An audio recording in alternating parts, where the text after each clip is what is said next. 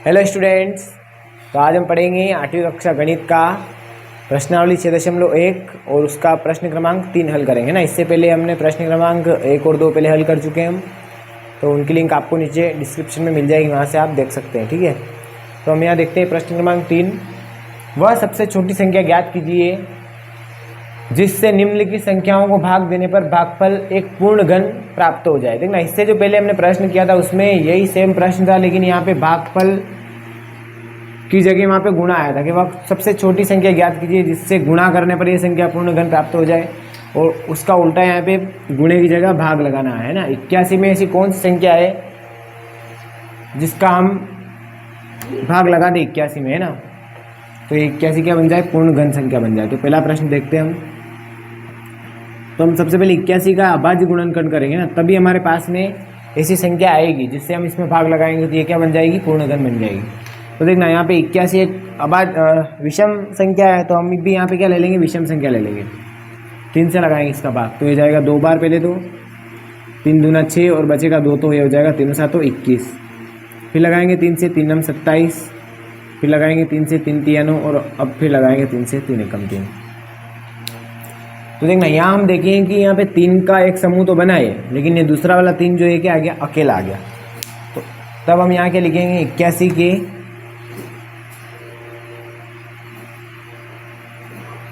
81 के जो हमने अभाज्य गुणनखंड किए,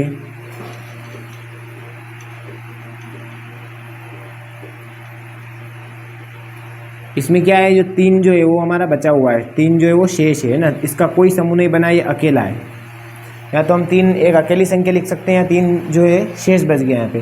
तो ऐसी कंडीशन में हम क्या करेंगे, 81 में 3 से भाग लगा देंगे। तो देखना, 81 में अगर हम 3 का भाग लगाएंगे तो पहले तो ये जाएगा 2 बार, यहाँ लगा रखा हमने, है ना, 27 थे 81, और फिर बचेगा 2, तो ये हो जाएगा 3 7 21, यानी बराबर कितने आ जाएंगे, 27। और 27 हमको पता है कि 3 का घन होता है, 3 3 9 होती है 27। तो देखो, इस प्रकार हम यहाँ कह सकते हैं कि 81 में जो हमारा आंसर है वो क्या आ जाएगा, 3, है ना। जो शेष बचेगा वही हमारा आंसर। अतः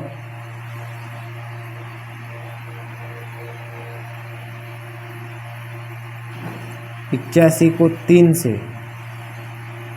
से भाग करने पर यह एक पूर्ण घन संख्या बन जाएगी, है ना,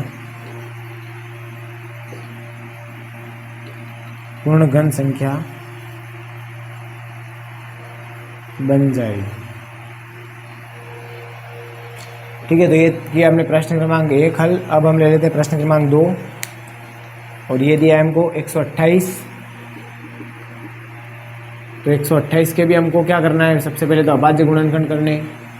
तो ये एक सम संख्या है, तो सम में हम सम से लगा देते हैं भाग, 2 से लगा देंगे, 2 है ना, ये जाएगा 6 बार, 2 6 12, ये जाएगा 4 बार, 2 चौके 8, वापस लगाएंगे 2 से 2 3 6, 2 दूना 4, फिर लगाएंगे 2 से 2 एकम 2, और 2 6 12, फिर लगाएंगे 2 से 2 8 16, फिर लगाएंगे 2 से 2 चौके 8, फिर लगाएंगे 2 से 2 दूना 4, और 2 एकम 2। तो देखना, यहाँ पे जो अभाज्य गुणनखंड आए, इसमें अगर हम समूह देखें तो एक तो पहला समूह बन गया 2 का, फिर एक और बन गया 2 का, उसके बाद में ये जो 2 था हमारा ये अकेला आ गया, शेष रह गया यहाँ पे, है ना। तो हम यहाँ लिख देते हैं 128 के अभाज्य गुणनखंड में, 128 के जो हमने अभाज्य गुणनखंड किए, इसमें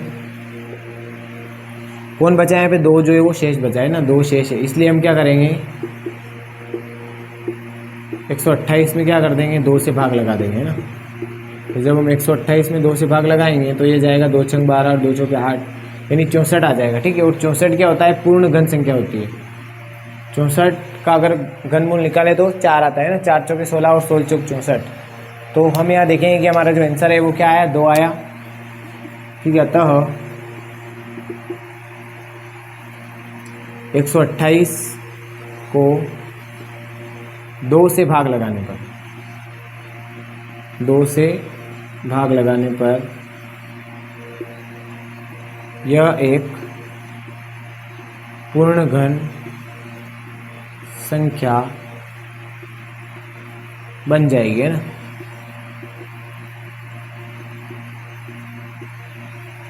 तो यहाँ हम देखते हैं कि 128 को अगर हम 2 से भाग लगा दें, यहाँ पे 2 शेष बचाता है ना।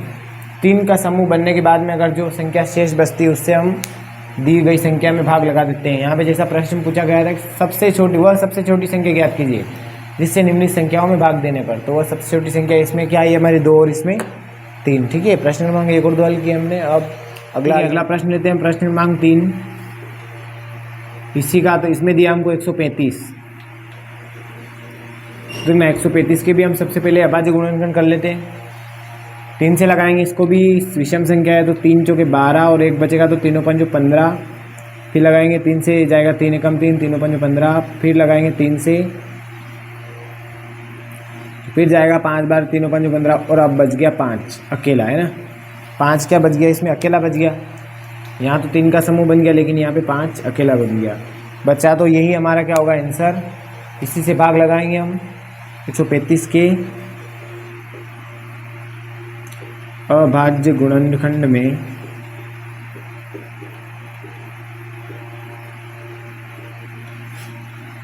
5 शेष बचा हमारे पास, है ना। 5 जो है वो शेष है। अतः क्या करेंगे हम 135 में लगा देंगे 5 का भाग, और जब 135 को हमने 5 से भाग किया तो ये गया 2 बार, 5 दूना 10, बचे 3, 5 7 35, यानी कितना आ गया 27। 27 क्या एक पूर्ण घन संख्या है। ठीक है ना, इस प्रकार हम लिख सकते हैं यहाँ पे। अतः 135 को 5 से भाग करने पर यह एक पूर्ण घन संख्या बन जाएगी, है ना। 135 में हम अगर 5 से भाग लगा दें तो यह क्या बन जाएगी, पूर्ण घन संख्या बन जाएगी। अगला प्रश्न ले लेते हैं, प्रश्न क्रमांक 4 इसका। ठीक है, 192 दिया है यहाँ पे। तो सबसे पहले इसके भी हम अभाज्य गुणनखंड करते हैं। तो देखना, ये भी एक सम संख्या, इसमें लगाएंगे 2 से, 2 नंबर 18, बचेगा 1 तो ये हो जाएगा 2 छंग 12। वापस लगाएंगे 2 से, 2 चौके 8, 2 अट्ठे 16, 2 दूना 4, 2 चौक 8, 2 एक कम 2, 2 दूना 4, फिर लग जाएगा 2 से, 2 छंग 12, 2 तिया 6 और 2 सिन लगेगा, है ना, 3 एक कम 3। तो देखना, इसमें इसका अगर हम समूह बनाएं तो एक समूह तो ये बन गया, दूसरा ये बन गया और अब अकेला 3 बच गया यहाँ पे। तो 3 क्या हो जाएगा, इसका आंसर हो जाएगा 192 के अभाज्य गुणनखंड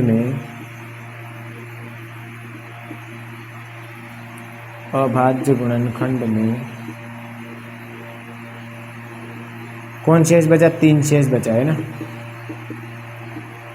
तो क्या कर देंगे हम, 3 से ही भाग लगा देंगे 192 में। तो 192 डिवाइड बाई 3 और 3 से अगर इसका भाग लगाएंगे तो देखना, पहले जाएगा 6 बार, 3 चंग 18 और 1 बचेगा यहाँ पे तो ये हो जाएगा 3 चौक 12, यानी कितना आ गया 64। और 64 हमको पता है कि क्या है, 64 एक पूर्ण घन संख्या है। तो हम यहाँ लिख देंगे, अतः 192 को 3 से भाग लगाने पर यह एक पूर्ण घन संख्या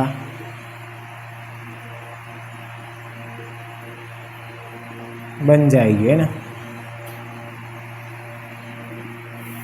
ठीक इसी प्रकार एक और प्रश्न हल कर लेते हैं हम, जो इसका लास्ट प्रश्न है, प्रश्न क्रमांक 5। और ये दिया हमको 704। 704 के भी हम सबसे पहले अभाज्य गुणनखंड करते हैं।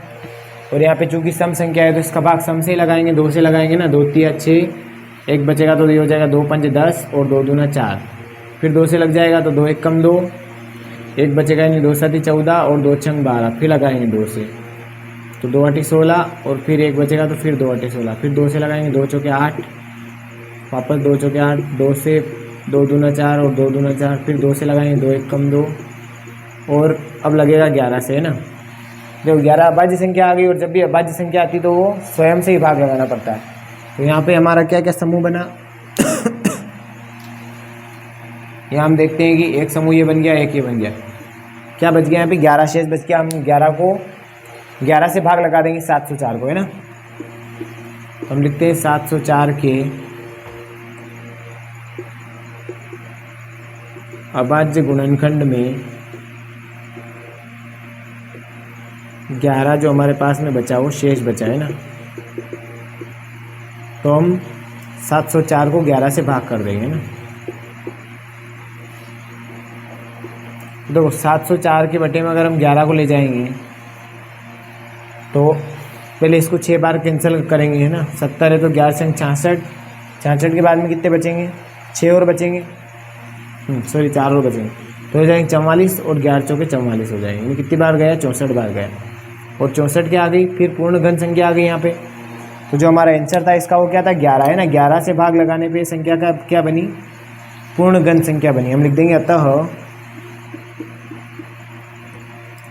704 को 11 से भाग करने पर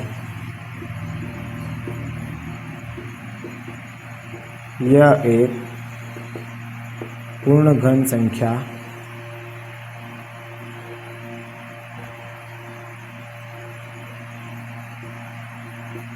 बन जाएगी, है ना।